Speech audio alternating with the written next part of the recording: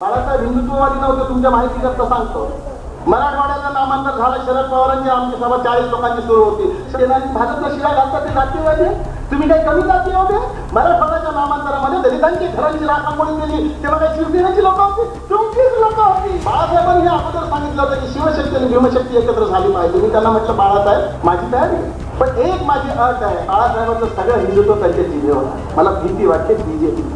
मगाशी उल्लेख केला काकांना की 72ला शिवसेनेची युती झाली होती रिपब्लिकन पक्षाची, तेव्हा पण तेव्हा शिवसेना हिंदुत्व घेऊन निघाली नव्हती. काँग्रेस दलितांचं भलं करते म्हणून आम्ही त्यांच्याबरोबर नाही जा. सेना भाजपवाले असे खातात, काँग्रेसवाले असे खातात, एवढा फरक. शिवशक्ती म्हणजे शंकराची शक्ती, शिवशक्ती म्हणजे छत्रपतींची शक्ती, आणि शिवशक्ती म्हणजे शिवसेनेची शक्ती. याच्यातल्या कोणत्या शक्तीचा संवाद साधायचा आपल्याला, असं समज झालेला आहे महाराष्ट्रात की शिवसेना म्हणजे शिवशक्ती आणि ही शिवशक्ती म्हणजे छत्रपतींची शिवशक्ती. खरं म्हणजे गैरसमज आहे. शिवसेनेची शक्ती ही शिवाजी महाराजांची शक्ती आहे असं मी अजिबात मानत नाही. पण सारे भाऊ भाऊ आणि पंक्तीला मात्र वेगळे जाऊ. संतीला सगळे आणि पंक्तीला वेगळे. मला वरच्या परिवर्तनावर माझा विश्वास. हे कपडे बदलले की परिवर्तन होतं माणसाचं. भीम जयंतीला आमचा विठू कांबळे आला बापाला घेऊन. म्हातारा बाप, धोतर लावलेला, पोरगा सफारी पुढे चाललाय, बाप मागे. म्हटलं विचारलं काय रे? म्हटलं बापाला घेऊन आले, जयंती दाखवतो. म्हटलं मग बापाला मागे का? बोलले काय भाई धोतर घातले ना, माझी सफारी मॅचिंग होत नाही.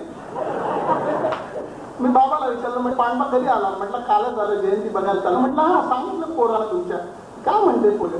म्हटलं मी विचारलं त्याला बाबा तुम्ही मागे आहे पोरग पुढे आहे. मग पोरग म्हटलं काय आहे ते बापाचं धोतर आहे आणि माझी सफारी मॅचिंग होत नाही म्हणून बापाला मागे ठेवलं. म्हटलं भाई त्या येड्याला हे माहिती आहे का की त्या सफारीचा जन्म याच धोत्रातून झाला? कपडे बदलण्याने परिवर्तन होत, अशाला परिवर्तन होत नाही. सफारी जिथून आली तिथे लक्ष ठेवलं पाहिजे. कशाचा सुसंवाद? माझ्या आणि बाळासाहेबांचे गेले अनेक वर्षांचे संबंध आहेत. आपल्याला ठाऊक नसेल, उद्धवरावांना ठाऊक नसतील कदाचित. मी निळूभाऊ खाडीलकर आणि बाळासाहेब 3-3 रात्र त्यांच्या घरी मीनाताई असताना एकत्र रात्रभर बसलो. इथे मी जेव्हा आलो तेव्हा मला आनंद दिघेंकडे बघून मला मागची आठवण आली. इथे महात्मा फुलेंचं नाटक होतं आणि बाळासाहेबांनी सांगितलं भाई जरा निळूभाऊ आणि तुम्ही नाटकाला या. मी आणि भाऊ नाटकाला आलो. इथेच आम्ही या रेस्ट हाऊसवर. आनंद थोडा असा होता, आता थोडासा शक्तीमुळे वाढलाय. पहिली भेट माझी बाळासाहेबांनी करून दिली. दलित पॅंथरचे नेते, अत्यंत संयमी शांत स्वभावाचा. आजही फारसा फरक मला दिसला नाही, शांत आहे, तसाच आहे. ती पहिली भेट. तशी माझी फोनवर बऱ्याचदा भेट झाली. आजची दुसरी भेट. आनंद मध्ये फारसा शरीरानं सोडला तर फारसा फरक झालेला नाही. प्रश्न माझा आणि आनंदचे आजही चांगले संबंध आहेत. बाळासाहेबांचे आज माझे चांगले संबंध आहेत, उद्धवरावांचे माझे चांगले संबंध आहेत. आमचा सुसंवाद आहेच की. पण हा वरवरचा सुसंवाद आहे. जेव्हा भूमिकेचा सवाल येतो, तत्वांचा सवाल येतो, शिवसेनेची माझं पटत नाही, अजिबात पटत नाही. कसं पटणार कसं? बाळासाहेबांनी हे अगोदर सांगितलं होतं की शिवशक्ती आणि भीमशक्ती एकत्र झाली पाहिजे. मी त्यांना म्हटलं बाळासाहेब माझी तयारी आहे, पण एक माझी अट आहे. तुम्ही हिंदुत्वाचा नाद सोडा, हिंदुत्व सोडा, शिवशक्ती भीमशक्ती एकत्र व्हायला अडचण राहणार नाही. हिंदुत्व आलं की जमणार नाही. काय बाबा हिंदुत्व असं काय आहे का? जेव्हा धर्माशी हिंदुत्वाचा संबंध येतो आणि ज्या धर्मानं दलितांचा हजारो पिढ्या बर्बादी केली, त्या धर्माशी संबंधित असलेला कुठलाही विचार मी, माझा पक्ष, माझा बाप स्वीकारणार. जरी आमचे संबंध चांगले असले तरी त्या शेवटी प्रश्न तत्वांचा, नुसतं भाऊ भाऊ म्हणून नाही करणार, बरोबर नाही करणार, नुसतं निवडणुकीपुरती युती नाही करणार. सत्तेसाठी लक्ष ठेवून केलेली युती ही बाजार मुंग्यांची युती होते. कारण तिथे लक्ष सत्ता असते, त्यांना हृदय परिवर्तन, त्यांचा विश्वास असतो. माणूस बदलला पाहिजे. हा महाराष्ट्र उभा कसा नाही. छत्रपती शिवाजीराजे ज्यांचं तुम्ही नाव घेता, सत्ता चालवतो आपण, काय छत्रपतींच्या नावानं आपण आज करतो? कोणता छत्रपती तुम्हाला अभिप्रेत आणि मला अभिप्रेत आहे?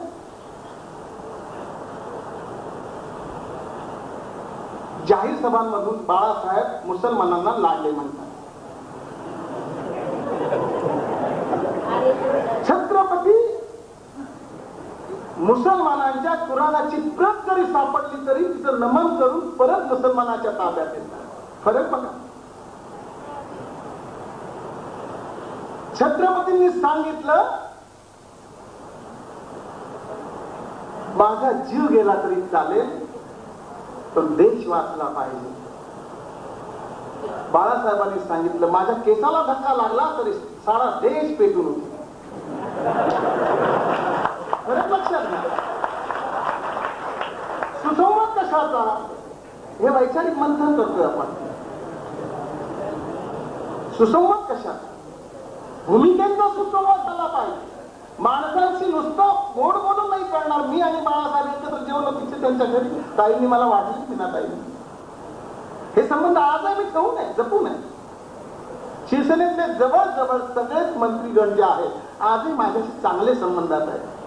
विशेषतः गजाभाऊंची माझी 25 वर्षाची मैत्री, जेव्हा ते रिझर्व्ह बँकेत होते. सवाल मैत्रीचा नाही, सवाल इथे जो विषय आहे तो नुसत्या वरवरच्या मैत्रीचा नाही, परिवर्तनाचा. काय बाळासाहेब ठाकरे हिंदुत्व सोडणार? भाजपची साथ सोडणार? मला बाळासाहेबांचं हिंदुत्व भीतीदायक नाही वाटतं. कारण बाळासाहेबांचं सगळं हिंदुत्व त्यांच्या जिभेवर आहे. मला भीती वाटते बीजेपीची. तर बीजेपीचं हिंदुत्व विषमय आहे. ज्या विषानं बाळासाहेब हिंदुत्ववादी नव्हते, तुमच्या माहिती करता सांगतो.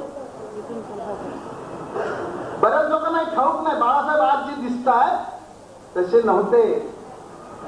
सेना भवनवर जेव्हा आमची बैठक होती, बाळासाहेब सावरकर, मनोहर जोशी, विश्वनाथजी महाराज आणि सावरकर, विक्रमराव सावरकर, आमची बैठक सुरू होती. आणि अशी चर्चा सुरू झाली. 2 सवाल मला विचारले. बोले भाई, कुटुंब नियोजनाच्या संदर्भात तुमची भूमिका काय? म्हटलं बाबासाहेबांनी तर अगोदरच सांगितलंय की या देशात जर सुखानं नांदायचं असेल तर लोकसंख्येला आळा घातला पाहिजे.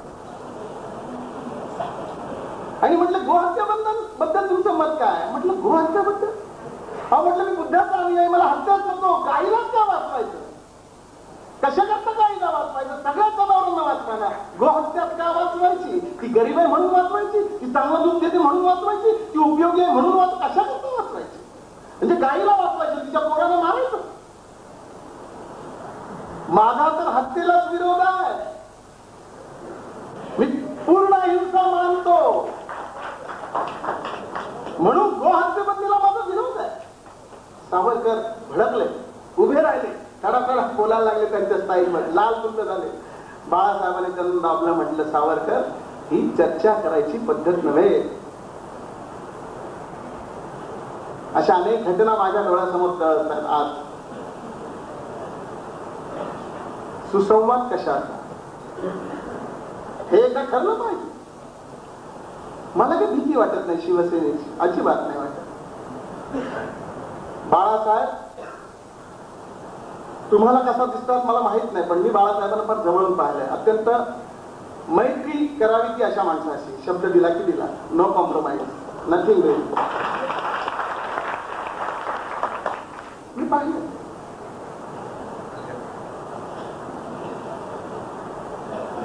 गाव तसंच चांगलं, पण वेशीला चांगलं. प्रश्न सुसंवादाचा. आमच्या मित्रांना भीमशक्तीचं हे सगळं बघितलं, मी उडालो. भीमशक्तीकडे बरीच शक्ती आहे. एवढं सगळं आयोजन पहिल्यांदा मी पाहिलं, मला धक्का बसला. आमची माणसं एवढं चांगलं आयोजन करू शकतात. इथे निवेदिका पाहिल्यावरही मला धक्का बसलाय. पहिल्यांदा मी पाहतो काय चाललंय, काय मी कुठे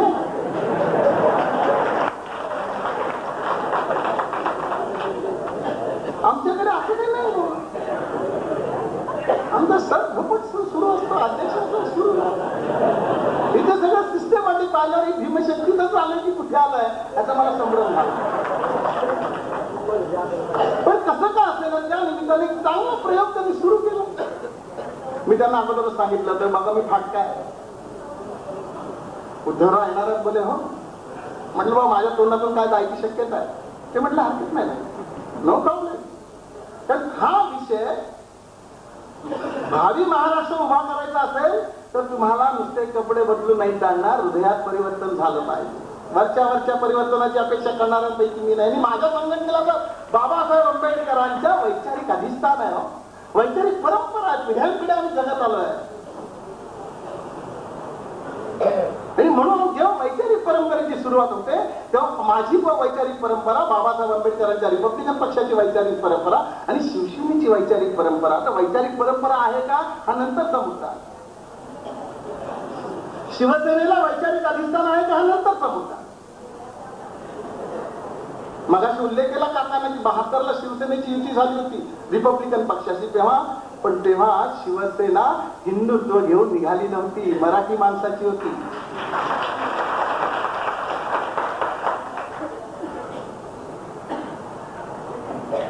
काकाला जायचं आणि गाडगे लपवायची माझी सवय. आपण सडेफटेत आंग बोलतो. बुद्धानं सांगितलं सम्यक संकल्प, सम्यक दृष्टी. जसं असेल तसं बोला, लपवायचं नाही. जसं दिसेल तसं मांडलं पाहिजे. कुठेतरी मोठा माणूस आहे म्हणून भूमिका बदला असं नाही करायचं. कळू दे, त्यांनाही समजलं पाहिजे, माझ्याही लोकांना समजलं पाहिजे काय करताय तुम्ही. 2 दारुडे होते मगाशी भेटले मला नाक्यावर. दारुडे आम्ही तिथूनच आलो. एक फुल प्यालेला तर म्हटलं नाही ते भाई संघराची सभा ऐकायला जायची. पहिल्यांदाच उद्धवराव ठाकरेंची येणार आहे, काहीतरी मजा येणार. तो म्हटला मला पण ऐकायचं भाईंचं भाषण, बऱ्याच दिवसांनी ठाण्यात येत आहे. मस्त प्यालेले. हे जे म्हटलं पण मला पत्ता माहित नाही. दुसरं म्हटलं मला पत्ता माहिती आहे ना. पहिला म्हटलं मग सांग की. दुसरं म्हटलं सांगतो पण आता मी उभा कुठे मला सांग. पहिले कहा खडे हो ढूंढो, उभे कुठे आहोत याचा पत्ता लागला पाहिजे. गाणा कुठ्यानंतरचा भाग आहे, पहिल्यांदा उभे कुठे आहात हे शोधलं पाहिजे. आणि जोपर्यंत उभे कुठं आहोत हे समजत नाही तोपर्यंत प्रवास होणार कसा, सुसंवाद तरी सांगणार कसा. गुलुगुलू बोलून नाही सुद्धा सुसंवाद साधत. आपलं जळमट निघालं पाहिजे, आपलं विष बाहेर आलं पाहिजे. सापाला दूध पाजताना तुम्ही नागपंचमीला पाजता, पण नागपंचमीचा दिवस उजाडल्यावर जर घरात साप आला तर पुजता का तुम्ही लगेच? का घेऊन कशी काय सहिष्णुता? अरे देव आहे की तो, पण देवाला तुम्ही घ्या की काठेमध्ये नाही घेत. फक्त नागपंचमीला माग, नंतर तो वाढू. असलं ढोंग नाही चालणार. No nothing do. नाही चलेगा ऐसा. युती जेव्हा आमची काँग्रेस बरोबर झाली, एक दिवशी शिवाजी पार्कवर सभेला होतो. ताई होत्या की नाही मला आता आठवत नाही. नीलम ताई, सुधाकरराव मुख्यमंत्री होते आणि माझं भाषण सुरू झालं. मी सांगितलं की म्हटलं सुधाकररावजी असं समजायची गरज नाही की काँग्रेस दलितांचं फार भलं करणार म्हणून आम्ही तुमच्याशी युती केली. आज एक तेच सांगतोय की काँग्रेस दलितांचं भलं करते म्हणून आम्ही त्यांच्याबरोबर नाही जात. दगडापेक्षा वीट मऊ म्हणून त्यांचा निर्णय घेतला. सेना भाजपवाले असे खातात, काँग्रेसवाले असे खातात. एवढा फरक आहे, दुसरं काय फरक आहे? मराठवाड्याचं नामांतर झालं. शरद पवारांची आमची सभा 40 लोकांची सुरू होती. शरद पवारांनी सांगितलं काय सांगा तुम्ही सेना भाजपला शिळा घालता ते जातीवादी. तुम्ही काही कमी जाती होते? मराठवाड्याच्या नामांतरामध्ये दलितांची घरांची राखांमुळे केली तेव्हा काही शिवसेनेची लोक होती? तुमचीच लोक होती. तुम्ही काय सांगता मला? शिवसेनेचं नंतर आणि आता मराठवाडा आणि विदर्भातली आणि याची जी शिवसेना ती कुणाची आहे? शरदराव, तुमच्या मोठ्या लोकांना विचारा, शिवसेनेची प्रेरणा कुणी दिली? शिवसेनेला मोठा कुणी केलं? आता भस्मासूर झाला, डोक्यावर हात ठेवायला लागल्यावर शिवसेना जातीमध्ये झाली. वाढवली तुम्हीच ना. एक शत्रू मारण्याकरता तुम्ही त्यांना मोठं केलं. आता ते एवढे मोठे झाले, तुम्हाला गिळायला लागल्यावर तुम्हाला भीती वाटायला लागली. पळत सुटला इंद्र. अरे हा भस्मासूर माझ्या डोक्यावर हात ठेवायला लागला. कुठे उभे आहात याचं भान असलं पाहिजे. आणि म्हणून या गोष्टींचा विचार आपण केला पाहिजे. उभ्या महाराष्ट्राला पावन केलं दोन शूद्रांनी. दोन शूद्र, एक शूद्र छत्रपती शिवराय आणि दुसरा शूद्र बाबासाहेबांनी. छत्रपती शिवाजी महाराज शूद्र होते, मी नाही सांगत, गागाभट्टाने सांगितलं, इतिहासात तुम्ही लिहून ठेवलंय. नाही राज्याभिषेक केला, छत्रपतींचा राज्याभिषेक नाही करू देत होते. काय सांगते महाराष्ट्राची परंपरा? काय झालं तुकाराम बुवांचं? इंद्रायणी पुढून मारला, 302 केला तुम्ही, त्यांना सांगितलं वैकुंठला गेलं. 302 चक्क झाला. काय झालं ज्ञानदेवांचं? ज्ञानेश्वरी त्यांनी निर्माण केली 16 वर्षामध्ये. 16व्या वर्षी एवढा यंग बाल तरुण पोरगा समाधी घेतो. कुणाला पण म्हणतात, त्याचा विचार आहे का कुणाला? का समाधी घेतली? वय होतं समाधी घ्यायचं, त्यांचं कार्य पूर्ण झालं होतं. एक ज्ञानेश्वरी लिहिली की वय संपतं. मग का ज्ञानेश्वरी घेतली? माझा सवाल आहे. सगळ्या बाबा महाराज सातारकर जे गीतेची प्रवचनं करतात त्यांना माझा सवाल आहे की या प्रश्नाचं उत्तर द्या की ज्ञानेश्वरांनी का समाधी घेतली? काय कारण होतं ज्ञानेश्वरांना समाधी घ्यायची? त्यांच्या आईवडिलांनी तर तुमच्या थळाला कंटाळून आत्महत्या केली.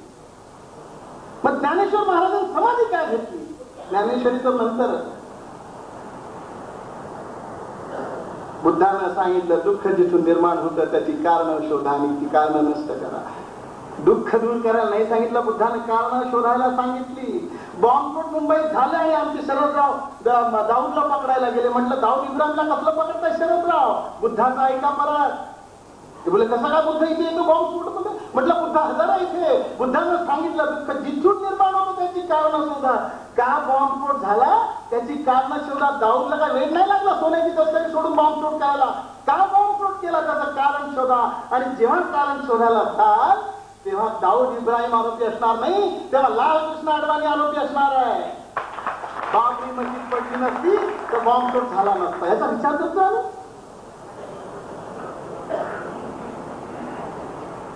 किस बात पर सम्मेलन होगा? पण काही थोडा विचार करणार की नाही? ती कुठेतरी सांगते म्हणून भगवान बुद्ध पहिला अखिल विश्वातला पहिला महामानव ज्यानं सांगितलं मी सांगतो हे सत्य नव्हे. मला कुठल्या धर्मसंस्थापकानं सांगितलं असं? पहिला बुद्ध सांगतो मी बोलतो हे सत्य नव्हे. सत्य तेच जे तुम्हाला अनुभवायला मिळतं. तर्कानं त्याला सिद्धता करता येते ते सत्य कोणीतरी बुद्ध सांगतो म्हणून ऐकायचं. आणि म्हणून बाबासाहेबांनी शब्द प्रामाण्य नाकारलं. वेदांनी सांगितलंय की वरून आलंय सगळं. काय झालं परवा तिथे दिल्लीत प्राथमिक शाळेमध्ये वेद आणि उपनिषद आली पाहिजे. वैदिकांचा आग्रह धरणारे, वेदांचा आग्रह धरणारे भारतीय नाही. आम्ही सोनिया गांधीला म्हणतो तुम वो तो उपरी है, वहां की है, परकीय है. वेदांचा आग्रह धरणारे हिंदुस्थानी आहे, भारतीय आहे. जरा वाचलं पाहिजे. वाचाल तर वाचा.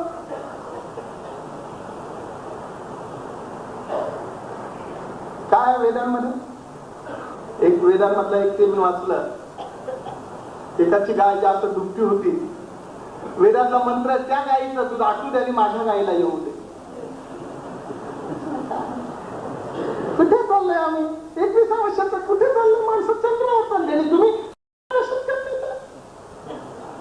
कशा करता ज्याचा जनसामान्यांशी संबंध नाही संस्कृत भाषेचा तुम्ही आग्रह धरता जनमानसांशी काय संबंध आहे ज्ञानेश्वरांनी गीता मराठीत केली तुम्ही काय सांगितलं बहुजन रेड्याच्या तोंडून वेद बदलले कोण रेड्या बहुजन समाज याला समाज आमचा मराठी धरली जे जे आपणाशी ठावे ते संस्कृतातील लपवावे येडे करून सोडावे सकळ जना केलं किंवा येडं तुम्हाला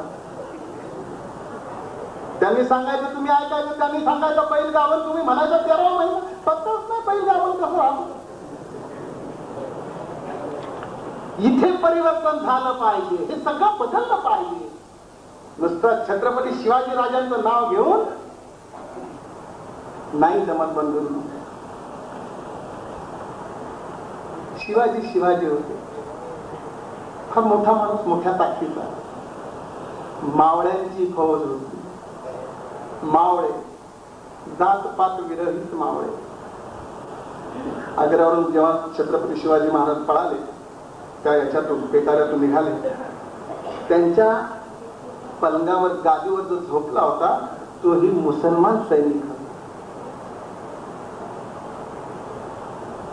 द्वेषाचं राजकारण करायचं कशासाठी धर्माच्या आधारानं राष्ट्र बलवान होत नाही बंधू आणि भगिनींनो जगाच्या पाठीवर कोणताही असा देश नाही जो धर्माच्या आधारानं मोठा झाला गर्व से कहो हम हिंदू आहे आपण घोषणा केली हिंदू काही गर्व करायची गोष्ट आहे गर्व कशाचा करता अझरुद्दीन कोण आहे मुसलमान तो कुणासाठी लढतो मुसलमानांसाठी नाही लढत भारतासाठी लढतो पी.टी. उषा कोण आहे कुणासाठी लढते तिच्या जातीसाठी नाही लढत देशासाठी लढते अब्दुल हमीद पाकिस्तानच्या विरुद्ध लढला त्याच्या धर्मियांचा देश बळी गेला रंगाडे तोडून बर्बाद झाले तो अब्दुल हमीद मुसलमान होता लढाई केली भारतासाठी कुणाच्या विरुद्ध पाकिस्तानच्या विरुद्ध कुछ सोचो समजो जरा माणूस नुसता अन्नावर जगत नाही त्याला ब्रेन आहे बुद्धी आहे नुसता भाकरीवर माणूस नाही जगत आणि म्हणून परिवर्तन झालं पाहिजे खालून वरपर्यंत नुसती कपडे बदलून वरवरच्या मैत्रीला काही साधत नाही मैत्री करायची तर नीटपणे बदललं पाहिजे पूर्णतः आम्हाला सांगा तुम्ही भाई असं बदललं पाहिजे आम्ही प्रयत्न करू पण तुम्ही बदललं पाहिजे हे जोपर्यंत कळत नाही तोपर्यंत संवाद तरी कसा करू आणि तरी संवाद कसा होऊ आणि म्हणून सुसंवादाची जी कल्पना चांगली आहे मला आवडली म्हणून मी म्हटलं मी येणार कारण शेवटी कुठेतरी महाराष्ट्र वाचवायचं कुठेतरी महाराष्ट्राला एक वेगळी संकल्पना द्यायची आहे पण महाराष्ट्रात विचारांचा महाराष्ट्र उभा राहायला पाहिजे धर्माचा महाराष्ट्र नाही चालणार धर्मवादी महाराष्ट्र बनवून नाही चालणार मजहब नाही सिखाता अपत्य वैर रखना मग धर्म जर वैर करायला शिकवत नाही तर तुम्ही काय शिकवता बाबरी मस्जिद तोडली रामासाठी अडवाणी जी को मैंने पूछा भाई आप तो राम का आपका क्या संबंध बोले नहीं भाई मैं तो झूलेलाल वाला हूं फिर राम के साथ क्यों आए बोले हमें इसलिए राम के साथ आना पड़ा कि मुझे देनी चाहिए और यहाँ के लोग पागल है राम नाम पे पागल हो जाते म्हणून रामाला मी मध्ये आणला रामाचा वापर धर्माचा वापर सत्तेसाठी दिल्लीसाठी करतात धर्म नाजूक ठिकाणचं दुःख आहे पवित्र गोष्ट आहे त्याला बाजारात रस्त्यावर कशासाठी हे करतो आपण सत्तेसाठी करतो आणि म्हणून बाबरी मस्जिद आम्ही तोडली धर्म ही अफूची गोळी असं मार्क्सनं सांगितलं मी थोडासा बदल केला त्याच्यामध्ये मी सांगितलं मी तेवढा मोठा माणूस नाही पण मला असं माझ्या बुद्धीला वाटलं की धर्म अफूची गोळी कशी असू शकेल धर्म अफूची अफूची गोळी नाही, कारण अफूची गोळी नशा आणते आणि धर्म नशा नाही येणार. पण अफूची गोळी कशी असेल? धर्म अफूची गोळी नाही, धर्म नशा नाही येणार, अधर्म अफूची गोळी आहे. बाबरी मस्जिद तोडली ती धर्मवाद्यांनी नाही बनवलो, अधर्मवाद्यांनी. नशा आणते, अधर्म नशा आणतो, धर्म नशा नाही येणार. परवाच्या कुंभमेळ्यात काय झालं? साधू संतांच्या मारामार, त्रिशूळाने मारली लोकांना. अरे साधू ना रे बाबा ना तू. पोलीस कमिशनरची स्टेटमेंट, खुल्या साधूच्या वेशात आमचे वॉन्टेड ग्रहस्थ आहेत, पण भगवी कपडे घातल्यामुळे पकडता येत नाही आम्हाला. कहा जा रहे हम लोग? कुछ सोचते नहीं, कुछ ख्याल नहीं करते. कैसे क्या होगा इस देश का? मजहब के नाम पे तुम देश बड़ा करना चाहते हो?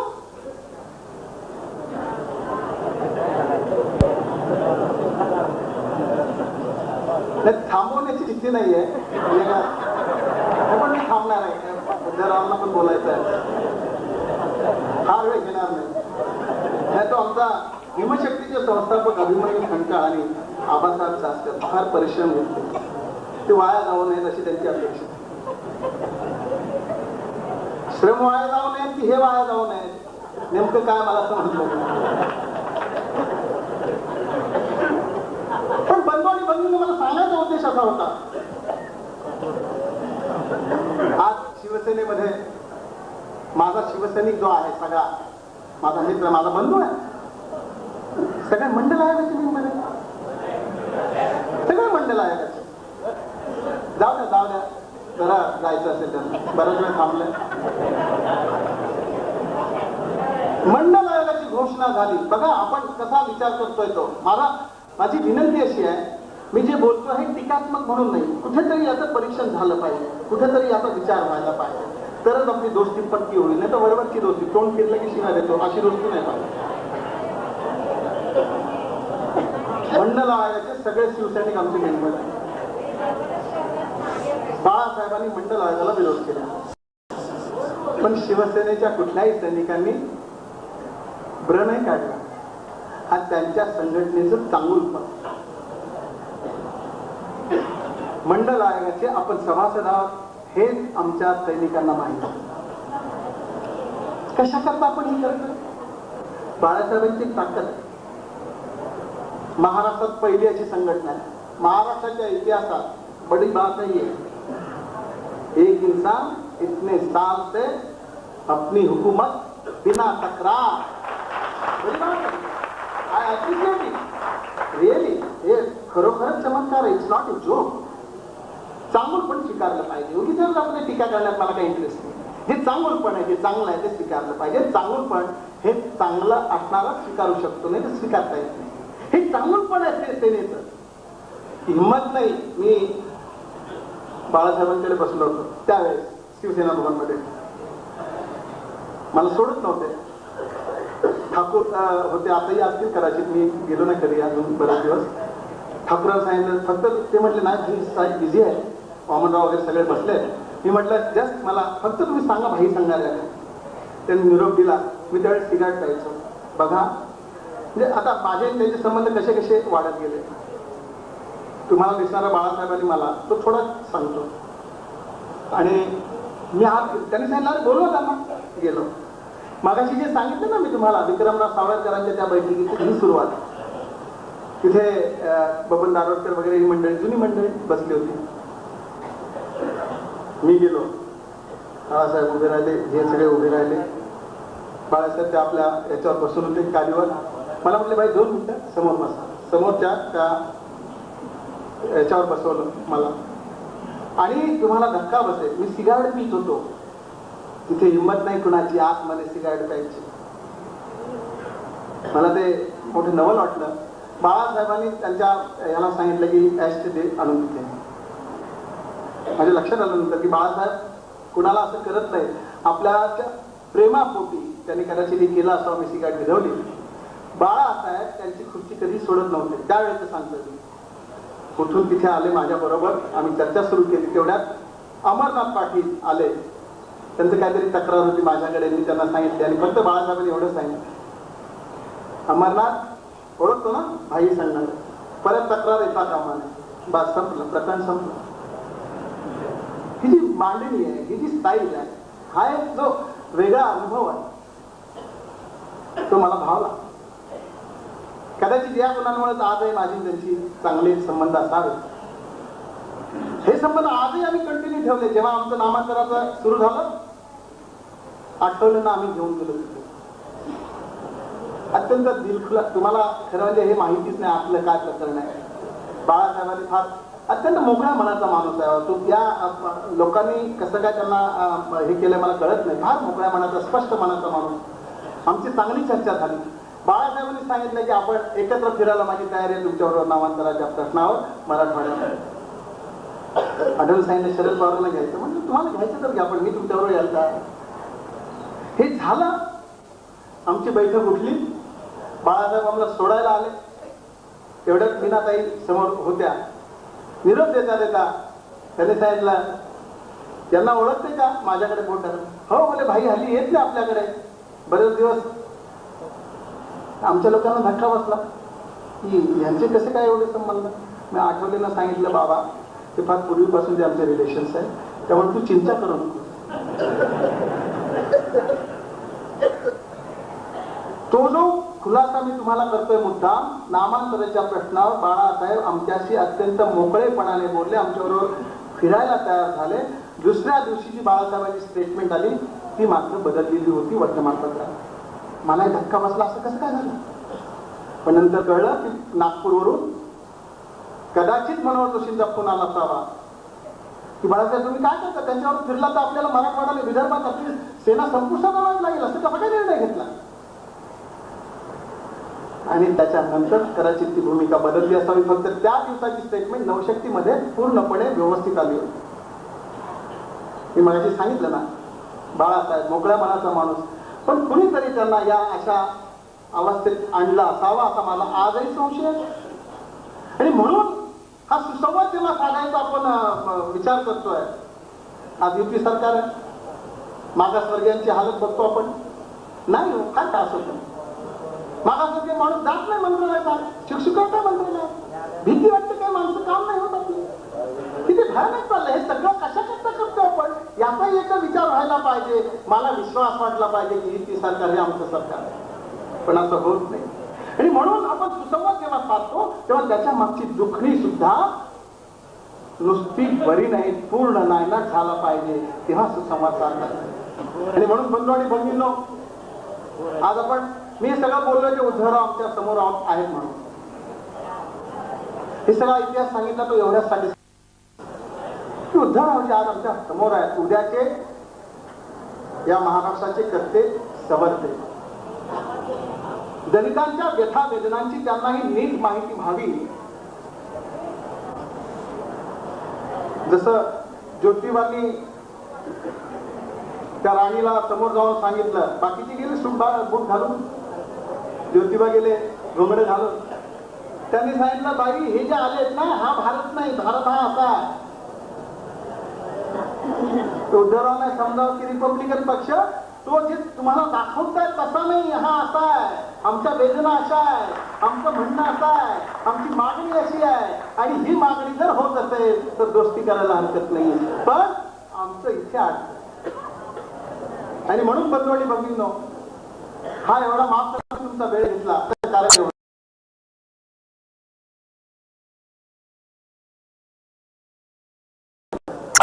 पुन्हा मी जाता जाता उद्धवरावांना विनंती करणार,